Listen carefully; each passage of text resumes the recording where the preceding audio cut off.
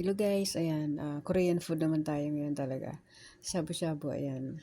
Naghahanap kami ngayon ng mga Korean foods naman. Ayan, ay nakita namin for shabu-shabu, ayan, napakasarap. Lalo na pag naluto siya, ang sabaw, napakasarap.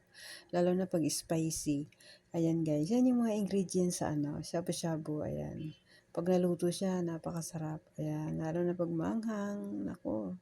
Super sarap. Ayan, number one talaga yan. Number one sa Korea. At dito rin sa sa Pilipinas, marami na ring nagluluto ng shabu-shabu. So yan ang number one dito, ang mabili dito. Ayan. Thank you guys. Thank you for watching. Ayan, palike na rin at pa-subscribe na rin sa aking YouTube channel. Ayan, maraming salamat sa inyo. Thank you guys. More blessings guys. Ayan, thank you for watching. Maraming salamat.